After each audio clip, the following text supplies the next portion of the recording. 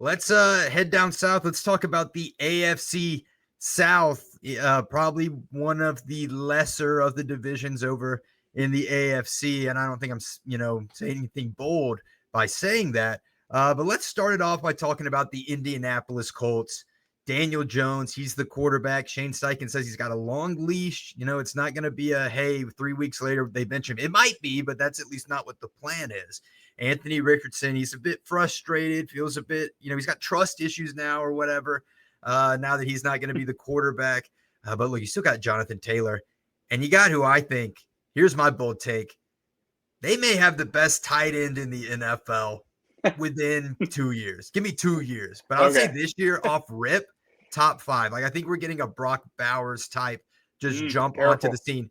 Based off his production, I think he's going to get so many just design touches because there's just not much for that offense. And if Daniel Jones is going to be checking it down, or if Anthony Richardson, they don't trust him to throw it and he has to check it down, Tyler Warren's going to be there. And then he's going to just run like a bowling ball, truck as many people as he can. He might take handoffs as well. Hell, they might even let him throw the ball. Who knows? I'm very, very high on Tyler Warren. If you haven't done a fantasy football draft yet, I would recommend drafting him like 2 rounds early just to make sure you get him. Because barring injury, I think there's just no way he's not a top 5 tight end. But for the Colts as a whole, I think with Daniel Jones, they're going to be fine. I think that if your goal is to win football games, and depending on what you want your team to do, if you're a fan or not or whatever, you might want them to actually lose to, start some big rebuild and start from scratch or whatever. But if the coach is trying to win games and the GM is trying to win games and that's what they're trying to do to save their jobs, then Daniel Jones is by far the best choice you can make to be your quarterback. He took the Giants to the playoffs. Anthony Richardson hasn't played a full season of games. He's played 15 games in his entire NFL career, right? His last game as a college quarterback, I think he threw 9 for 27 passing. I don't know why. Like, he is just a Jalen Milroe experiment. And I thought Jalen Milroe showed flashes over there in that full preseason game he played for Seattle this past weekend. But you don't take the Jalen Milroe experiment and say, hey, day 1, you're starting, man. You know what I mean? You say, hey, let's give it 2 years. Let's wait. They didn't do that. So I do think they kind of, shot themselves in the foot on that whole plan. But with Daniel Jones, I think the Colts are going to be okay.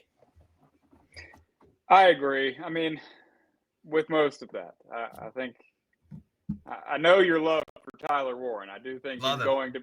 I do think he's careful. Do not mention Brock Bowers yet. But Taysom Hill mixed with George Kittle is what I see. Okay. Okay. I like the Colts as a whole. They have talent kind of spread out everywhere, and they're kind of a solid team from top to bottom. But the question will always be this quarterback situation. You're right about winning football games and who helps you do that. It's Daniel Jones, just because he's steady. We know what we're going to get out of him. But, I mean, at this point, do you want to win 5 or 6 games with Daniel Jones this year? Or maybe 7 or 8 with Anthony Richardson down the road? Now we never know. I don't think Anthony Richardson's long for this team. I think there's going to come a day where they trade him and somebody else takes on that project. I just think it's possibly been mismanaged a little bit. But you can only deal with what you have to deal with when he's healthy. I mean, if he's not available, maybe due to his style of play that just is not sustainable. We see other guys that are mobile but are smart about it, that have not really dealt with much injuries, whether it's Jaden Daniels to this point or Jalen Hurts, that can be mobile but take care of themselves. Anthony Richardson not able to stay healthy. So, you can only develop what's available. He hasn't been. So yep.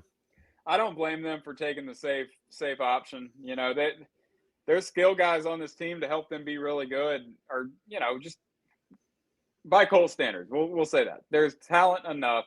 I love Josh Downs. He's a great kind of a gadget receiver, smaller guy, really fast. But Michael Pittman, Alec Pierce, Jonathan Taylor, you've got weapons on this team that can help you be decent. They won't be an embarrassment. They will show up. They'll give teams fights every week.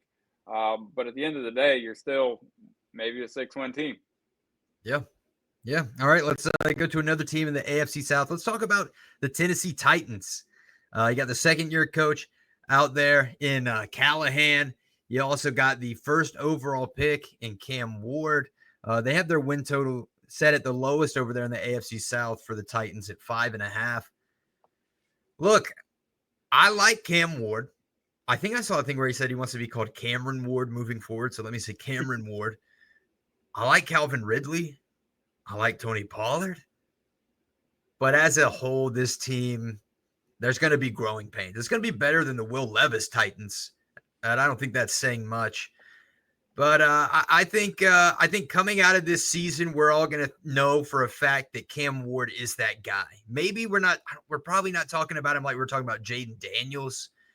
But I would say like a middle ground between Jaden Daniels and maybe how we were talking about Bo Nix is how we're going to be talking about Cam Ward coming off this season. Even though both those guys made the playoffs, I don't think the Titans are going to be very good, but I think Cam Ward's going to get his stats. I think he knows how to throw football, and I don't think he's got that bad a receiving core. I mean, Tyler Lockett's out there. He's got some good vets, some good rookies. His boy Restrepo is out there, but I don't know, 5.5. I would probably take the under, but I think it's going to be a really fun 5 wins for the Titans.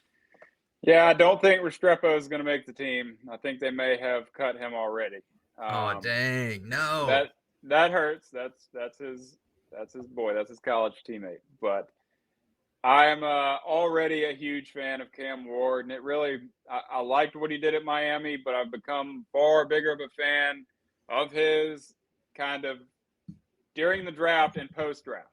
The amount of coverage he got during the draft, the amount of disrespect when it came to coverage and talking about the number 1 pick in the draft and who he is and really covering him, it didn't happen. They made storylines out of everything else but him.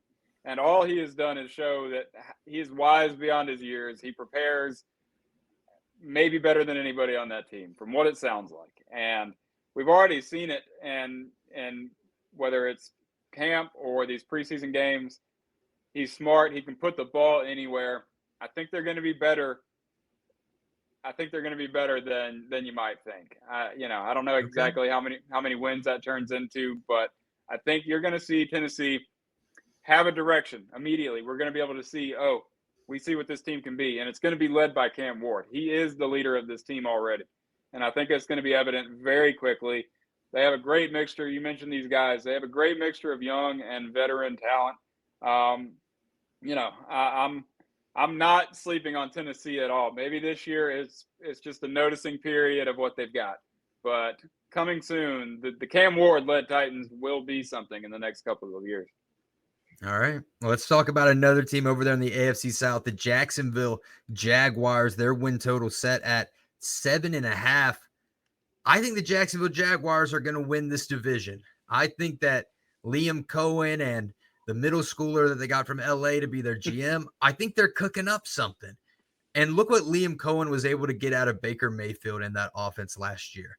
I think Trevor Lawrence is more than capable of producing like that. And I think Travis Hunter's great. I think Brian Thomas Jr. is great. And I think a lot of people have written off Travis Etienne Jr., but I still like Etienne. And then I think Tank Bigsby looked really good as well. I think that this team is going to be fun. I think we're going to finally see who the number 1 overall pick Trevor Lawrence is supposed to be. And let's not forget they have a number 1 overall pick over there on their defensive line who got took right before your boy Aiden Hutchinson in Walker, who I think is getting double-digit sacks every year now at this point. So, and we know how rare it is to find those great edge rushers, and I think he is starting to become that a little bit sneakily compared to some.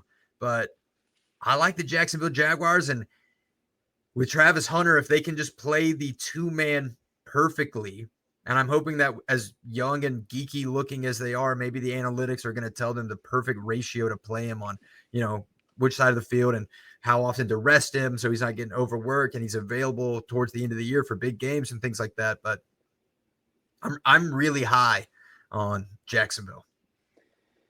Another one I'm not going to buy into too much. No. Another one I can't bring myself to do it. There are players I like. I think Brian Thomas Jr. is one of the best receivers already in the game. And Trevor Lawrence has to show something. Whoever the coaching staff is, sure that Liam Cohen, we know what he can do offensively. We saw it with Tampa Bay. But Trevor Lawrence, it's like he just kind of year in and year out just kind of coasts on doing whatever it is he does on a mediocre team. And is he going to elevate? He's got talent around him to do so. Having a true number one receiver in Brian Thomas Jr. And then, I mean, there's other help on that team. Their running back room is, I think, talent-wise, as deep as anybody, just about with young talent. With young talent, I think they go 5 deep down to LaQuint Allen, who's a 20-year-old rookie who they're already trying to get on the field. They're trying to get 5 running backs on the field. They've got really good ones. And Brenton Strange is a name you'll I don't know, maybe you won't hear it. But fantasy-wise, we talk about – we try to incorporate some fantasy stuff. You and I are in a deep league where we have to know who everybody is. This is the best fantasy football general manager I've ever met. Hey, you've got to know who everybody is. Brenton Strange will be the true number one tight end for Jacksonville, second-year guy. He's young, but they have enough talent that, I mean, look, the coaching staff has to prove something early enough. You're walking into a building with talent and a true, what everybody assumes is a number one quarterback in Trevor Lawrence. Is he good? Yeah, but does he elevate anybody? I mean, that's the question. We keep asking more of him. I feel like it, and the reason I picked, Jacksonville to win this division is it's either going to be one or the other. Either I'm right and Jacksonville looks really good and they make the playoffs, or they're at least flirting with it, or they win 10 games, whatever. Or it becomes, okay, Trevor Lawrence just is not the quarterback.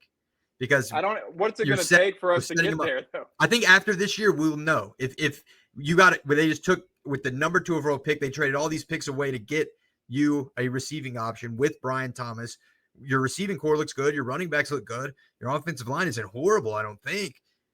So now you just have to produce, and we'll see if he does. But I don't know. I'm not sure. I can't bring myself to buy in on Travis Hunter yet.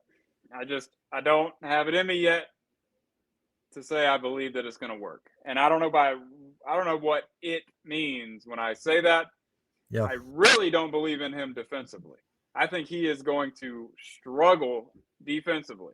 That's my biggest concern. The athlete he is, can you scheme him into an offense to where he can be effective?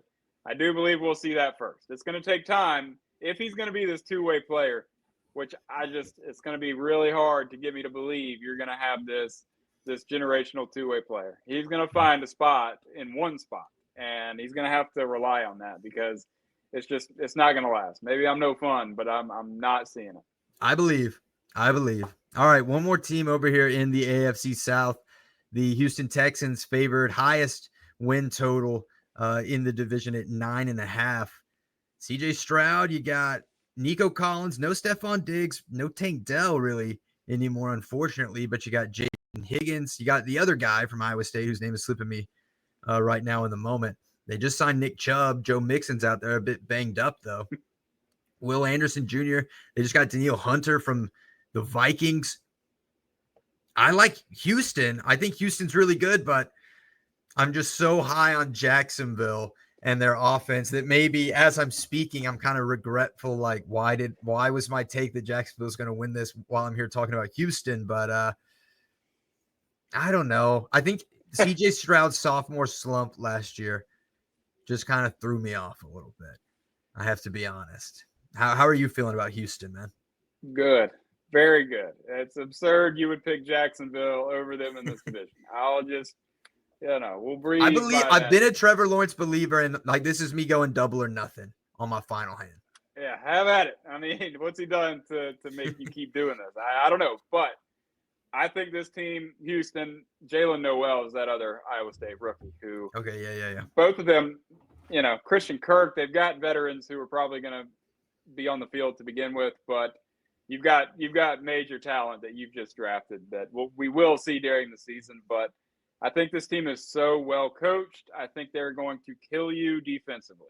I think they're going to be a top 5 defense in the league. I think that's what they're going to lean on. And I do think CJ Stroud bounces back. Really hope we get a full season of Nico Collins. He can be a top 5 receiver in the game. Yeah. Their running back situation, you look out now for a Nick Chubb, somewhat of a resurgence. Nick Chubb being serviceable as a starting running back in the league. Because I think Mixon, we've got to wait for him to get healthy. But Nick Chubb, do not ever doubt him to come back from something. I don't care what his age is today. It's not too much to ask of Nick Chubb. Don't doubt him. We've seen it over and over again. He's going to come in and be serviceable with rookie running back Woody Marks, who's already looked really good. Kind of a really good compliment to what Nick Chubb can offer you as the solid, maybe somewhat of a workhorse. But Woody Marks is going to be somebody, a name we know pretty soon. Jaden Higgins and Jalen Noel, they'll be on the field. They're good, but I think you're going to see their defense just smother people, and that's what I think makes this team easily run away with the division. Or they're not worried about Jacksonville at all. Yeah. Okay. I hear you. All right. We'll see.